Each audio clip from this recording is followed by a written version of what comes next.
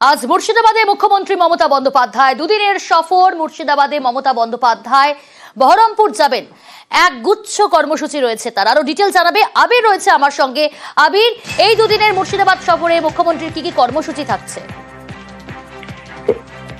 ওয়াকফ সংশোধনী বিলের ঘটনার প্রেক্ষিতে দেখা গিয়েছিল যে মুর্শিদাবাদে বেশ কতকগুলি জায়গা উত্তপ্ত হয়ে উঠেছিল। পরবর্তী সময় প্রশাসনিক উদ্যোগে সেই পরিস্থিতি শান্ত হয় এবং সেই সমস্ত জায়গাগুলিতে তার পরিদর্শন করতে যাওয়ার কথাও রয়েছে। আজকে তিনি দুপুর এসে পৌঁছবেন হচ্ছে বহরমপুরে। সত্যের খবর প্রশাসনিক এবং রাজনৈতিক যারা নেতারা রয়েছেন তাদের সঙ্গে তার কিছু ইন্টারনাল মিটিং হওয়ার কথা রয়েছে। আগামীকাল তিনি যেতে পারেন হচ্ছে শামশেরগঞ্জ, ধুলিয়ান এই সমস্ত জায়গাতে, এবং তারপর তিনি সেখান থেকে যাবেন হচ্ছে সুতিতে। সেখানে তার একটি প্রশাসনিক সভা হওয়ারও কথা রয়েছে। তুমি জানো যে গত কয়েকদিন ধরে মুর্শিদাবাদের বিশেষ করে হচ্ছে শামশেরগঞ্জ, ধুলিয়ান বিভিন্ন এলাকা নিয়ে পরিস্থিতি ক্রমশ উত্তপ্ত হয়। পরিস্থিতি বর্তমানে শান্ত, এবং তিনি আগেও জানিয়েছিলেন যে প্রশাসনিক স্তরে সমস্ত ব্যবস্থা গ্রহণ করা হচ্ছে এবং তিনি নিজে মুর্শিদাবাদ সফর তিনি করবেন। তারই স্তরে তার এই মুর্শিদাবাদ সফরে তার আসার কথা। সেখানে প্রশাসনিক একগুচ্ছ কর্মসূচির পাশাপাশি বেশ কিছু রাজনৈতিক বিষয় নজর থাকতে পারে। ফলে সব মিলিয়ে শামশেরগঞ্জ এবং ধুলিয়ান এবং সুতি এই জায়গাগুলিতে তিনি পরিদর্শন করবেন বলে এখন করতে হবে। বেশ।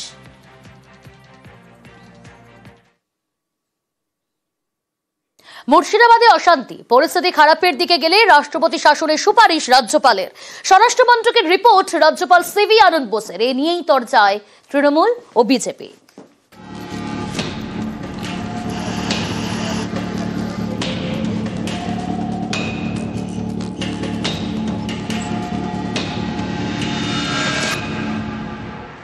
কয়েকদিন আগে অশান্তির আগুন জ্বলে মুর্শিদাবাদে। মুর্শিদাবাদে অশান্তির ঘটনা নিয়ে স্বরাষ্ট্র মন্ত্রককে রিপোর্ট দিলেন রাজ্যপাল সিভি আনন্দ বোস।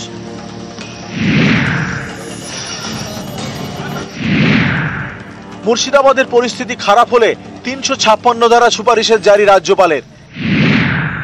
কেন্দ্রীয় স্বরাষ্ট্রমন্ত্রীকে পাঠানো রিপোর্টে রাজ্যপাল দাবি করেছেন মুর্শিদাবাদে অশান্তির ঘটনা পূর্ব পরিকল্পিত। এটা স্থানীয় প্রশাসনের ব্যর্থতা। এখনো মুর্শিদাবাদে ভয়ের পরিবেশ রয়েছে। মানুষের আস্থা ফেরাতে এবং পরিস্থিতি নিয়ন্ত্রণে আনতে ব্যবস্থা নিক কেন্দ্র। মুর্শিদাবাদ এবং মালদায় স্থায়ী বিএসএফ ক্যাম্প বসানো হোক। আমি ওয়েলকাম করছি। রেজাল্ট চাই। আমরা রিপোর্ট ভাষণে আর রাজি নই। রেজাল্ট চাই। We want result. গত মাসে ওয়াকফ আইনের প্রতিবাদের নামে মুর্শিদাবাদে তাণ্ডব চলে। লুট, আগুন, মৃত্যু কিছুই বাদ যায়নি। এরপর মুর্শিদাবাদে যান রাজ্যপাল সিভি আনন্দ বোস। এবার তিনি স্বরাষ্ট্র মন্ত্রককে চিঠি দিয়ে রাষ্ট্রপতি শাসনের সুপারিশ করলেন, যা নিয়ে রাজনীতির হাওয়া গরম।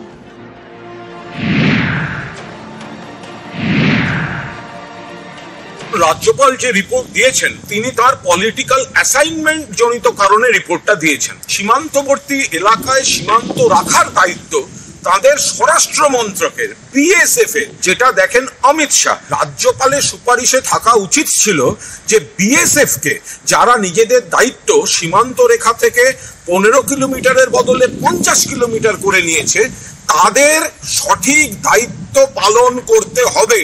সেই সুপারিশের বদলে বিজেপিকে খুশি করার মতো একটা সুপারিশের ইঙ্গিত কি ইঙ্গিত, যদি কিন্তু এইসব লাগিয়ে এটা একটা রাজনৈতিক পত্র উদ্দেশ্য প্রণোদিত ভাবে লেখা। প্রথমত বলে দিই, বিজেপি প্রথাগত নীতিগতভাবে 356 জারি করে রাজ্য সরকার ভেঙে দেওয়ার নীতিতে বিশ্বাস করে না। বিজেপি জনগণের 356 চায়। জনগণ 26-এ জয় জগন্নাথের নাম নিয়ে বিসর্জন দেবে এবং ওই সমুদ্রে বঙ্গোপসাগরে বিসর্জন দেবে। নিউজ 18 বাংলা। মুর্শিদাবাদের অশান্তিতে খুন ছেলে বাবা। শামশেরগঞ্জ থেকে নিহতদের পরিবার সল্ট লেকে। শামশেরগঞ্জ থানায় দায়ের হয়েছে অপহরণের অভিযোগ, আর এর তদন্তেই রবিবার সল্ট লেকের বাড়িতে যায় পুলিশ। এ নিয়ে পারদ চড়ে সজল ঘোষের দাবি, নিহতদের পরিবারকে নিজেদের কাছেই রাখতে চায় বিজেপি। পাল্টা তৃণমূল বলছে নিহতদের পরিবারকে রাজনীতির হাতিয়ার করতে চাইছে বিজেপি।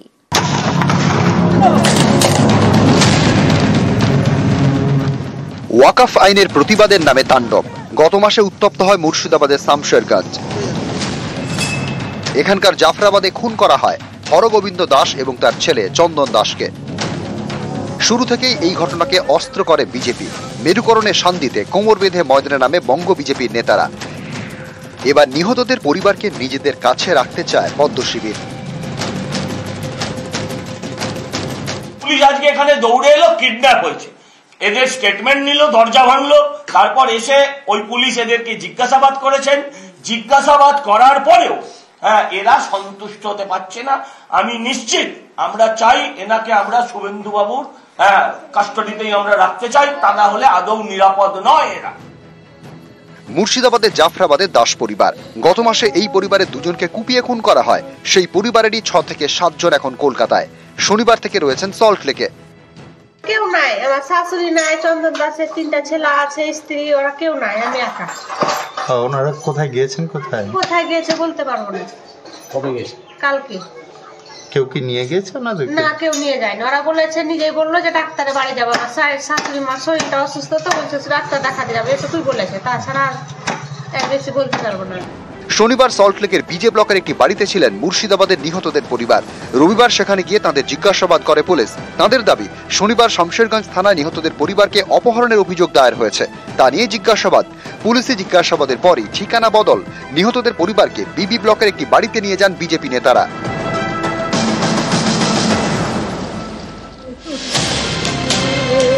মুর্শিদাবাদের নিহতদের পরিবারকে আর্থিক সাহায্য করতে চায় রাজ্য সরকার। তারা সেটা নিতে অস্বীকার করেন। সেই পরিবারকে আর্থিক সাহায্য করেন শুভেন্দু অধিকারী। তখন থেকেই শামশেরগঞ্জের নিহতদের পরিবারকে নিয়ে আসরে বিজেপি। তৃণমূলের দাবি, মুর্শিদাবাদের অশান্তিকে প্রথম থেকেই অস্ত্র করতে চাইছে গেরুয়া শিবির, চাইছে ধর্মীয় মেরুকরণে শান দিতে। এবার নিহতদের পরিবারকেও তারা রাজনীতির হাতিয়ার করতে চাইছে। সোমবার মুখ্যমন্ত্রীর মুর্শিদাবাদে যাওয়ার কথা। তিনি যাতে নিহতদের পরিবারের সঙ্গে দেখা করতে না পারেন, তাই তাদের সল্টলেকের বাড়িতে রেখে দিয়েছে বিজেপি।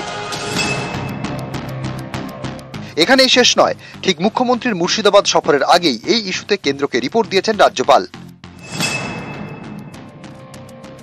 মৃতের পরিবার যারা ওখানকার আই উইটনেস ছিলেন, তারা তো সব থেকে বেশি সহযোগিতা করবেন এই তদন্তে। তারা সরে থাকবেন কেন, কিংবা বিজেপি তাদের সরিয়ে রাখবে কেন, কি উদ্দেশ্যে?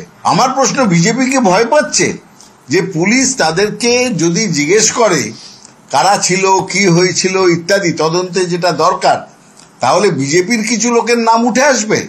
তাই জন্যই কি বিজেপি তাদেরকে সরিয়ে রাখার চেষ্টা করছে? মুখ্যমন্ত্রীর সঙ্গে দেখা করতে দেবেন না, এটা একটা হতে পারে, কিংবা নিজেদের ষড়যন্ত্র ফাঁস হয়ে যাবে। যার পরিবারের মানুষ খুন হয়েছে, তার আদালতে যাওয়ার অধিকার নেই, বিচার পাওয়ার অধিকার নেই, বিচার চাওয়ার অধিকার নেই। মুখ্যমন্ত্রী কি করবেন? সত্য বাক্য ওখানে শুনিয়ে আসবেন, কবিতা বলে দিয়ে চলে আসবেন, সমস্যার সমাধান হয়ে যাবে। যে পরিবার মারা গেছে তাদের অপরাধ কি ছিল? তাদের একমাত্র অপরাধ ছিল তারা হিন্দু, সেই জন্য তারা বিচার চাইতে এসছে। এবার পুলিশ তাদের আক্রমণ করছে। পুলিশ খুনিদের সঙ্গে, খুনিদের বাঁচানোর জন্য পুলিশ এখানে এই কাজ করেছে। নিউজ 18 বাংলা।